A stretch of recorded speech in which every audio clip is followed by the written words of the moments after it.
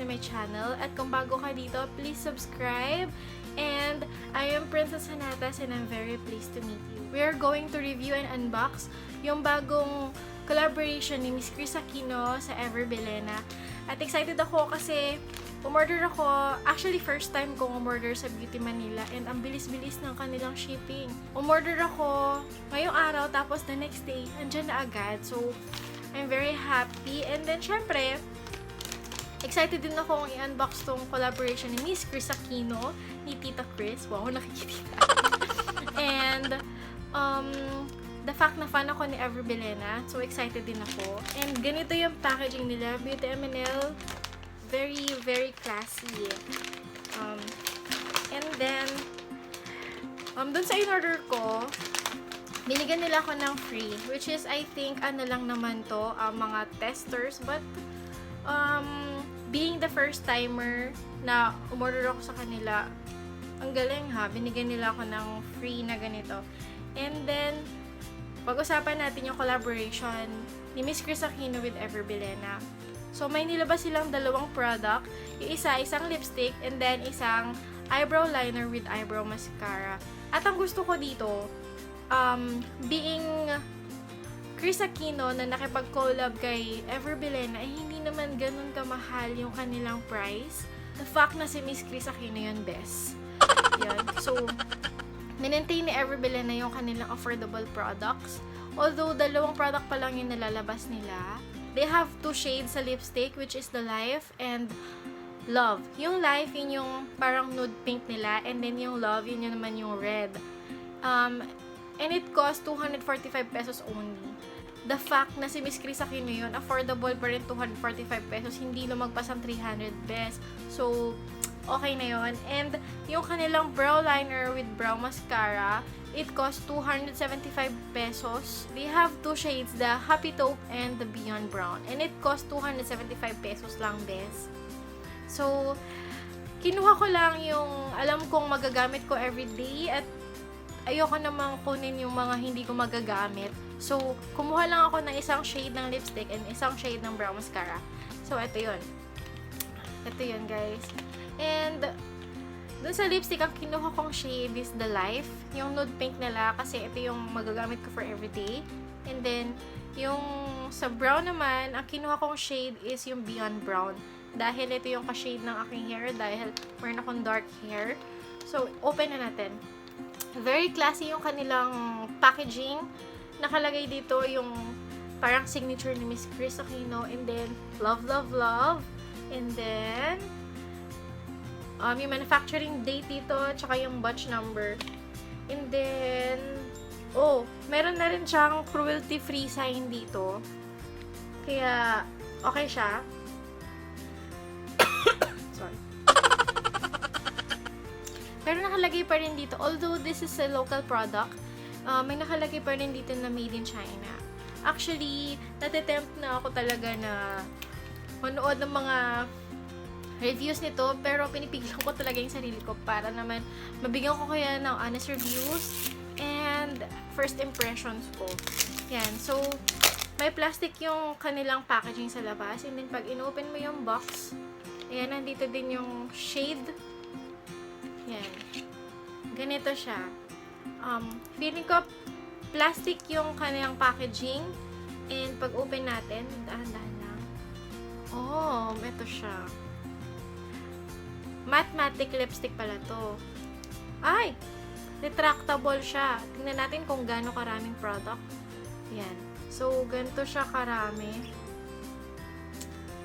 Feeling ko, medyo matagal mo na rin tong magagamit. Ilang grams ba to? 2.5 grams siya. Ayan. And then, yung kanilang brow mascara naman, ganito yung packaging. Andyan din yung signature ni Miss Kris. Ayan. And then, batch number. And the manufacturing date sa gilid. And then, nakalagay dito, pwede mo siyang magamit within 2 years na na-open mo to. So, medyo matagal-tagal na rin. Hindi naman na siguro to abutin na 2 years, diba? Diba, guys? Ayan. So, open natin.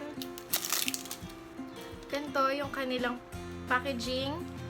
And then, nandito din yung kanyang, parang mura siya, pero may class. Alam mo yun? The fact na si Miss Kris Aquino, kung si Miss Kris Aquino man talaga yung pumili ng mga ano nito, mga packaging, very classy ha, and I like it. Kumbaga parang ito yung mga makeup kit na hindi ka mahihiyang ilabas kahit na yung mga kasama mo medyo high profile. Parang ganun yung packaging and I like it. Nandito na din nakalagay yung kanyang kung para saan ba siya. Ito yung brow mascara, ito yung brow liner. Kasi minsan, di ba, kapag may mga ganitong product at kasama na yung brow mascara niya, minsan, pag open mong gano'n, natatapon yung kanyang product. So, maganda siya dahil may pangalan na dito. Yan, sa brow liner, pa-pen type siya, guys. Tingnan natin kung gaano karaming product yung nandito.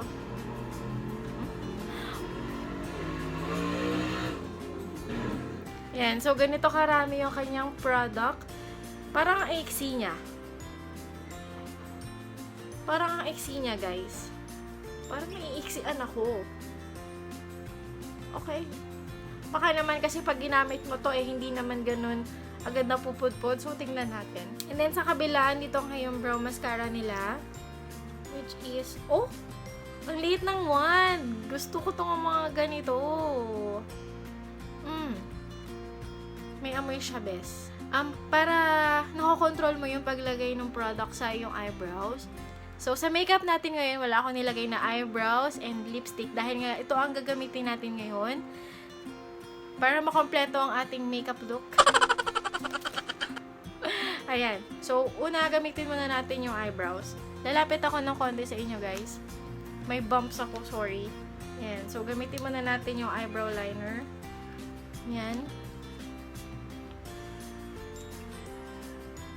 Tingnan natin kung okay ba siya. Pero sana dapat medyo hinabaan nila ng konti yung eyebrow liner nila dahil ito yung usual na ginagamit kaysa sa eyebrow mascara Ayan. So, kumukulay naman siya and gusto ko yung shade niya, guys. Ayan. So, maglagay lang tayo. Hindi ko na masyadong kakapalan yung paglagay nito pag-apply dahil nga may eyebrow mascara pa. Mag-fill in lang tayo dun sa mga nito line ng ating brows. Ay, gusto ko to. Gusto ko yung shade. Saktong-sakto siya dun sa hair color ko. Although, may bala kasi ako retouch ng hair color. Siguro, bagay rin naman to sa may mga light brown hair color. Dahil hindi naman ganun ka-powerful yung kanyang pagka-brown. Yan. So, although nagamit ko na siya sa dalawang kilay ko, napansin ko na hindi naman ganun karaming product yung nawala. So, feeling ko matagal-tagal na rin siyang magagamit. Although, maliit nga lang, hindi ganun karami yung kailangan mong i-consume para ma-achieve mo yung ganitong pigment. And the fact na may eyebrow mascara pa tayo na gagamitin, kaya ang ginawa ko, fill in ko lang yung mga patches dyan sa aking eyebrows.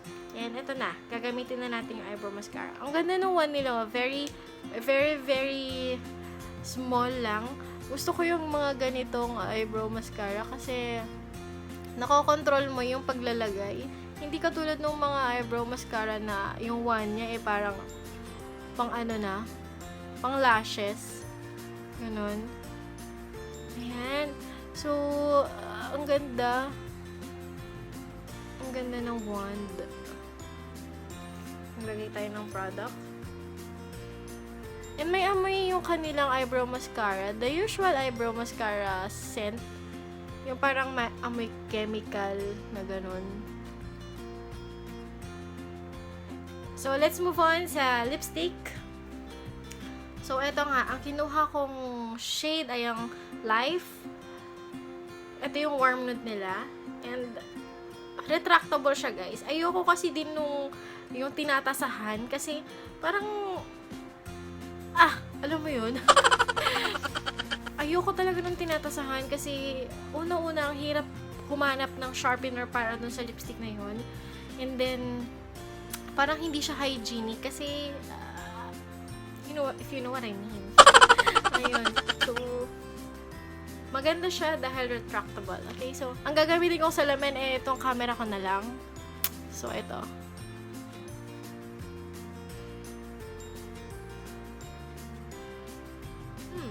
Isang swipe pa lang, makukuha mo na yung pigment na gusto mo. Ayan, no? Kita nyo ba, guys? Ayan.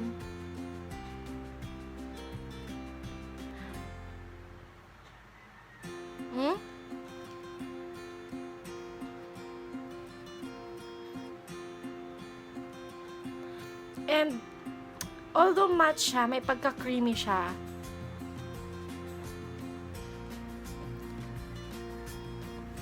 So, ayan. Ito yung first layer ng lipstick sa aking lips. Although, parang mas dark siya. Okay lang naman yung pagka-dark niya, pang everyday. Ayan. So, kompleto na yung ating makeup look. Magsi-second layer ako para makita natin yung difference.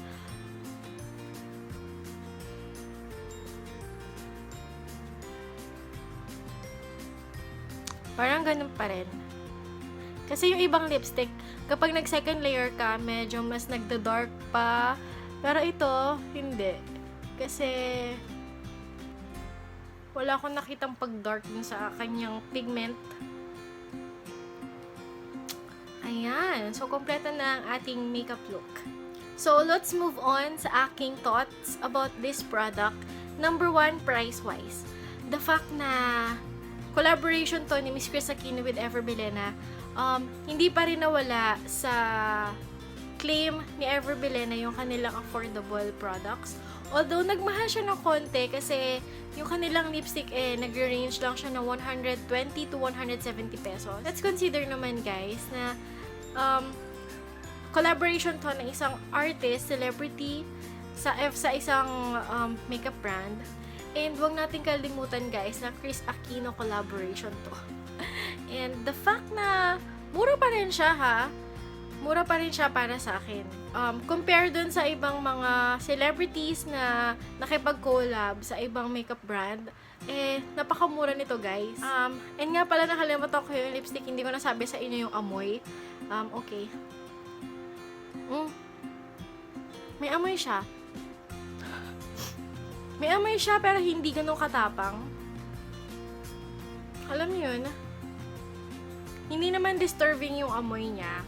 Nung nilalagay ko nga siya sa lips ko kanina, parang wala akong naamoy na anything. Ngayon lang. Dahil nakalimutan ko nga. And packaging, I like it. I like it. Kung si Miss Kris Aquino naman yung pumili nito, ang ganda. And number 3, the pigment. Kita nyo naman, guys, yung aking eyebrows and lips. Compare nyo kanina na wala pa tayong nilalagay na product. Andyan yung pigment niya. And yung sa lipstick, guys, isang swipe mo pa lang, kuha mo na yung pigment na gusto mo. Although, nag-darken lang yung shade sa aking lips, pero it doesn't matter dahil ang ganda ng kanyang pigment. So, kung gusto nyo mag-purchase nito, guys, available na rin to sa kanilang beauty sections, sa lahat ng Bilena counters, sa department stores, sa Watsons, so you can avail and experience naman yung collaboration ni Miss Kris Aquino sa Bilena. And, yun lang. Sana nagustuhan nyo tong video ko na to at nabigyan ko kayo ng reviews na gusto ninyong malaman.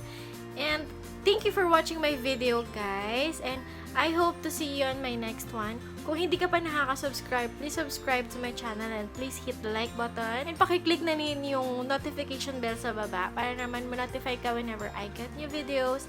And stay tuned lang, guys, sa aking videos dahil nag-iipon lang ako ng mga pag-giveaways ko. And sana makasali ka doon. And thank you for watching, guys. See you on my next one. Hanggang sa muli. Bye-bye!